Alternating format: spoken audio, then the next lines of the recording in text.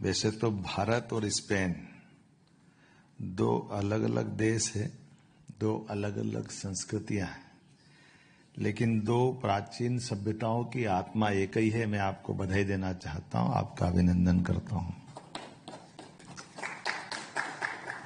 अतीत के काल में जब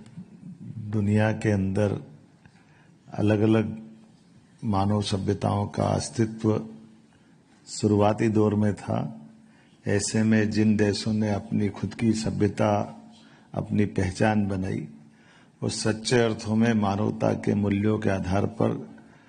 अपनी खुद की दुनिया में एक साख बनाई। स्पेन और भारत एक तरह से जुड़वा भाई है, ये भाई भाई है। इस नाते से भी मैं आपका अभिनंदन करता हूं। अभी मैं जब स्पेन से लौट के एक बुल फाइटिंग वाले स्थान से निकला, तो बुल फाइटिंग वाला स्थान ये अतीत का हमारा वो गौरवशाली पृष्ठ भी है। कुछ चीजें आज के दौर में कुछ अच्छा हो सकता, कुछ बुरा हो सकता, दोनों तरह के लोग हैं। कुछ उसको नापसंद करेंगे, कुछ पसंद करेंगे, लेकिन ये सच अर्थ में मनुष्य और पशुओं की साथ में रहने की हमारी पुरानी परंपरा का एक गौरवशाली चिन्ह भी वो है, जिसके आधार पर हम अपनी प्रकृति से प्रेम को बताते हैं। और जब प्रकृति से प्रेम बताते हैं तो स्वाभाविक रूप से आज के इस दौर में जब बिजनेस की बात आ रही है, तो हमारे लिए टूरिज्म वर्तमान के लिए इनोवेशन, डिजाइन, तकनीकी दक्षता, ऐसे कई मामलों में स्पेन की अपनी पहचान है। लेकिन स्केल अप और बड़े पैमाने पर उसको लागू करने की ताकत अगर कोई रखता है तो मध्य प्रदेश रखता है। आपके साथ हमारे संबंध की गंभीरता भी बताता है, और उसके आधार पर हम आप मिलकर के हमारे अपने अपने क्षेत्र में दोनों देशों के संबंधों को मजबूत भी कर सकते हैं। मध्य प्रदेश में खनिज, जल, वन, कृषि, पर्यटन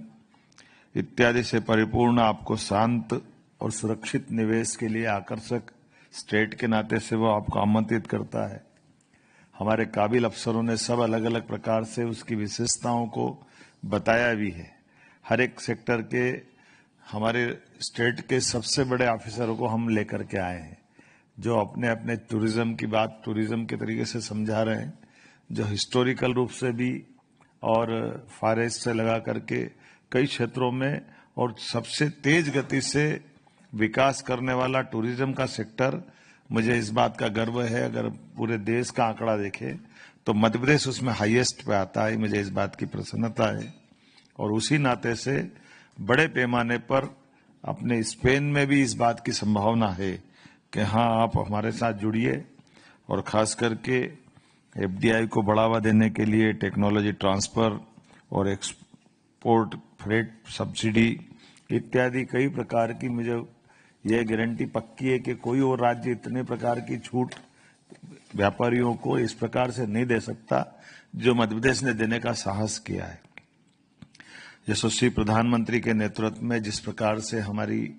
भारत सरकार ने हमको छूट दी है, और मध्य प्रदेश उनके दिल के ज्यादा करीब भी है।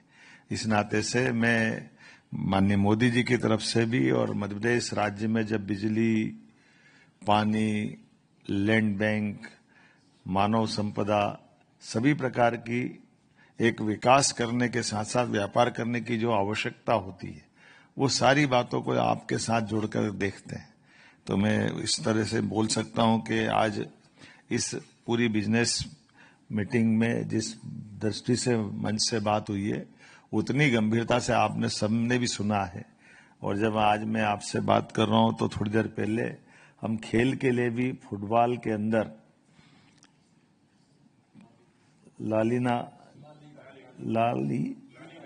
लालीगा और उसके माध्यम से भी स्पेन ने अपनी इकोनॉमी में कितनी बड़ी जंप की है। तो ये स्पोर्ट्स का भी क्षेत्र एक बड़ा है, और फुटबॉल से जोड़ करके स्पेन ने अपनी जो पहचान बनाई है। मैं न केवल स्पोर्ट्स की बात कर रहा हूं, बाकी हेल्थ डिपार्टमेंट में भी हेल्थ के अलग अलग प्रकार के आयुर्वेदिक, एलोपैथिक, नेचुरोपैथी सभी क्षेत्र में बड़े पैमाने पर हमारा आपका संबंध सभी प्रकार से आगे बढ़ता है। एक तरफ हमारे यहाँ मध्य प्रदेश राज्य में बहुत तेज गति से मेडिकल कॉलेज की हमारी ग्रोथ बढ़ी है, तो मेडिकल टूरिज्म में भी बड़ी संभावना है जिसके आधार पर हम आगे जा सकते हैं। आज के इस अवसर पर भारत स्पेन के परस्पर संबंधों को आर्थिक रूप से विश्वास के आधार पर जब बढ़ाने की तरफ जा रहे हैं,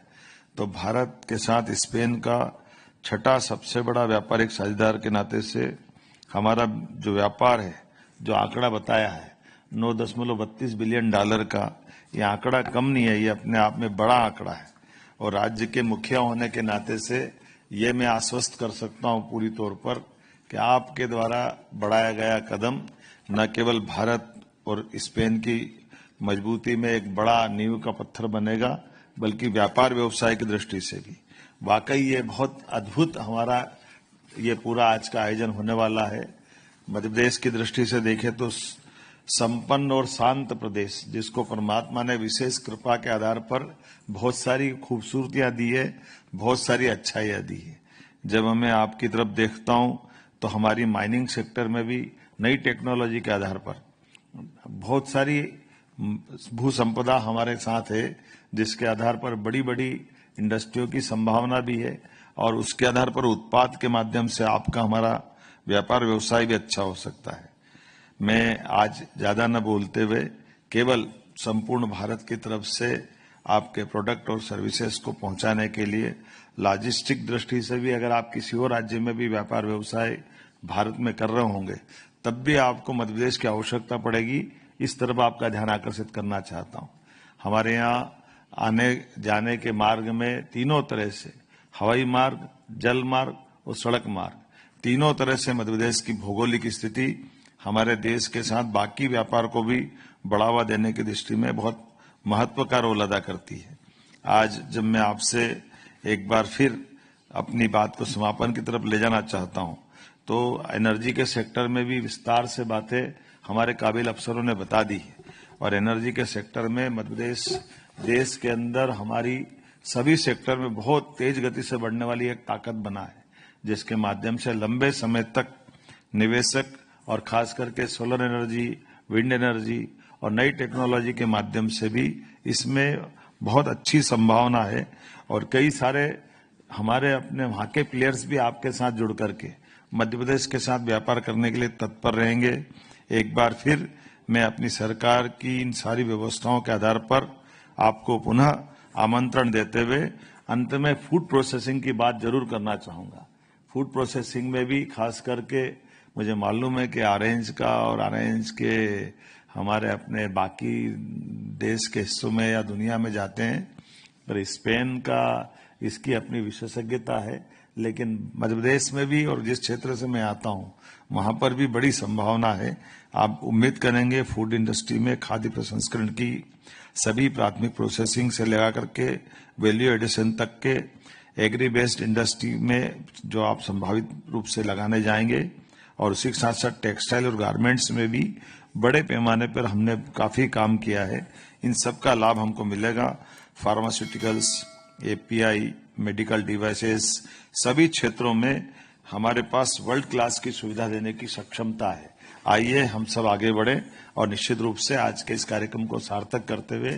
ठोस धरातल पे खड़े हों। मेरी अपनी ओर से शुभकामना, बधाई, वंदे मातरम, जय हिंद।